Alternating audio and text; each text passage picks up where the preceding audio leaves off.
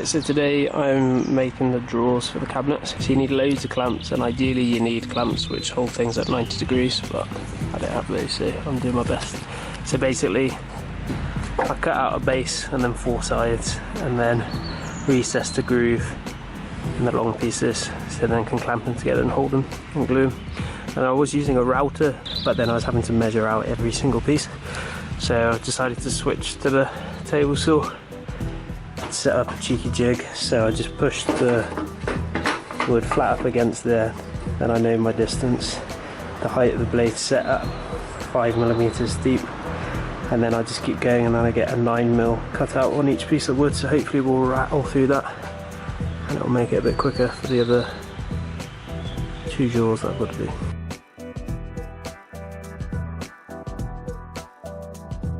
Today I'm making the drawer fronts and the cabinet fronts, so we want a shaker style look to the cabinets, and they will look hopefully something like this.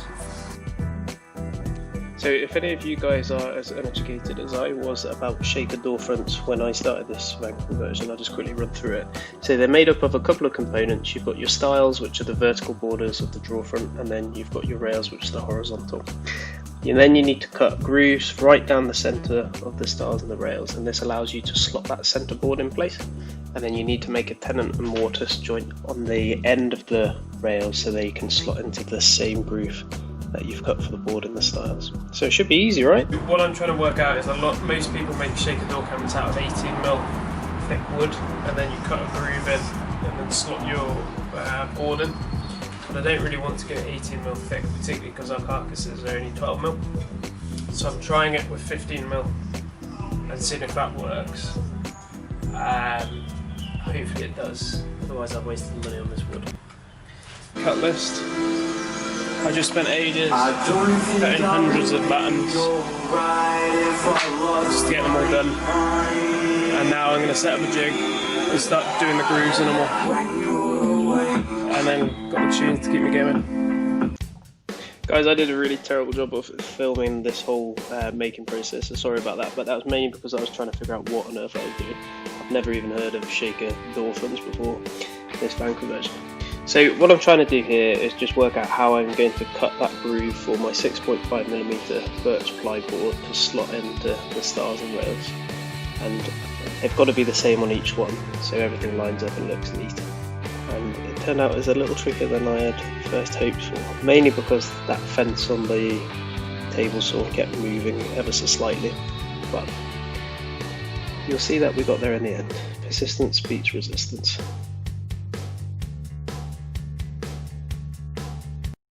Right, so next day after trying to make the shaker cabinet door cupboards, and it didn't go quite as planned, classic.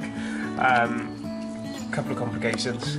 The blade on my table saw was pretty blunt, so whenever I tried to do lots of passes in close succession, instead of the blade cutting the material, it would just slot into the previous groove, which would mean that I wouldn't get very straight, a straight mortise, and that's a huge pain when you're trying to line everything up. So I nipped out and got another blade last minute, but it was probably a little too late, and I didn't want to waste all the wood and start again. So I've just tried to battle on. So it's going to mean a lot of wood filler and sanding to try and get them looking good. These are them, all chilling on the floor, just gluing, but really annoying things like look at that gap there, it's just desperate. So I'll fill it and then try and sand it really smoothly, like out of all of them. These are the only joints that I'm happy with. Well, you live and learn. Here are the door fronts after some serious sanding and some filling, and they're actually looking alright.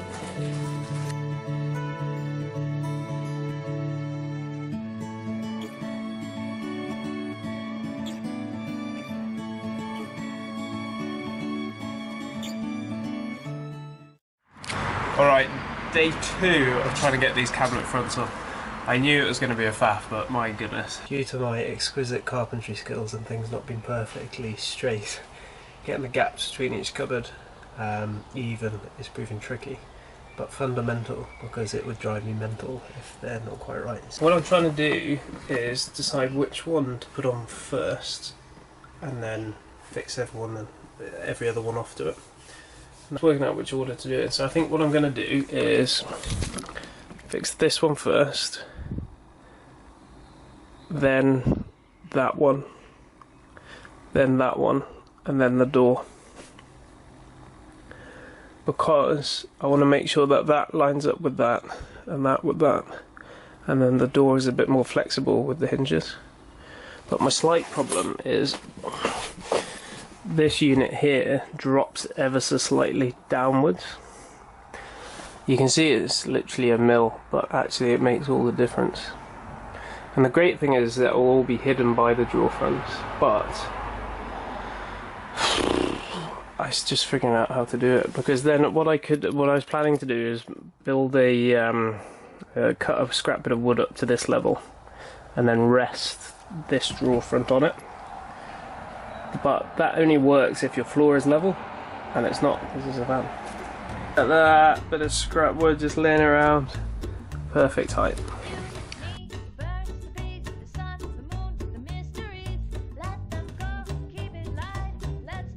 Putting the concealed hinges on the door. So hinges, who knew that was going to be complicated? See, I've found is trying to find hinges for thinner doors, and then how do you attach them to the thin walls without the screws going through the other side. So it's been tricky, but I'm using these half-lay hinges, and we're going for a full overlay because we've got a frameless cabinet, and a full overlay just means that the door covers that 12mm carcass, so then when you open it and close it, it looks swish.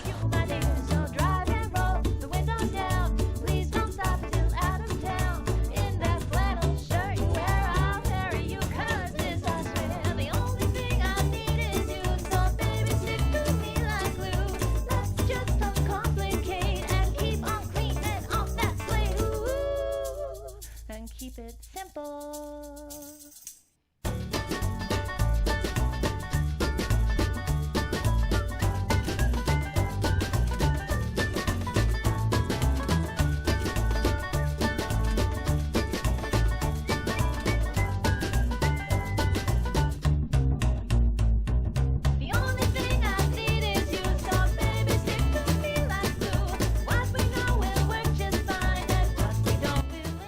There we have it, some completed drawers. We went for the push latches, nice low profile, stop things slinging out, tidy drawer, and then a soft close mechanism because I slam drawers and drive Tam mental. Done the same with our cupboard door. Look at those hinges, working an absolute treat, and again it's a soft close mechanism. And then just pop it back in. Massive drawer underneath here, which is really cool. Plenty of space up here, so we've got loads of space, so we're super happy. And they've turned out okay. My next pride and joy is this flipping bad boy, so we'll do a cheeky video on how we got to prepare all of that and that cheeky little chamfer.